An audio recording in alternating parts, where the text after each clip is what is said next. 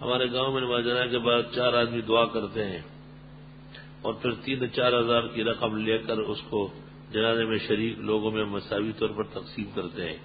اس کو سخاوت کہتے ہیں. درست اور صحیح ہے. یہاں کچھ بھی نہیں بانٹتا ہے تو وہ کچھ ان سے تو بہتر ہے. کچھ تو مردے کے لیے بانٹتے ہیں.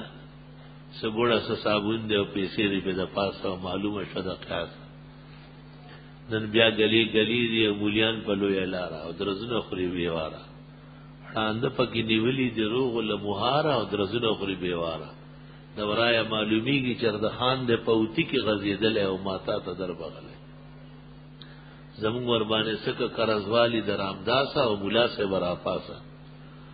یہ ایک طریقہ ہے. جو نمازیں چھوٹ گئی روزے چھوٹ گئے ان کا فدیہ ہے.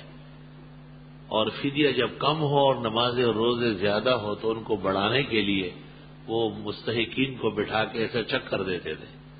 یہ فقہ کا ایک ہیلا ہے اور اپنی جگہ بہت مدلل اور محکم ہے. کم عقل اور ناتجربہ کاروں نے اس کو بدعت و ناجائز کہنا شروع کر دیا. اور بہت ممکن ہے کہ بعض لوگ غلط طریقے سے کرتے ہو, شرعی اور فقہی حدود اور آداب پورے نہ کرتے ہو. وَكَذَلِكَ جَعَلْنَاكُمْ أُمَّةً وَسَطًا, اللہ نے ہمیں اعتدال والے بنائے ہیں. نفس وجود اسقاط کا مسلمہ ہے اور دور اسقاط بھی دلائل شریعہ فقیہ سے ثابت ہے. البتہ بچے کا اور مالدار کا کر لینا احتیاطاً یہ ناجائز.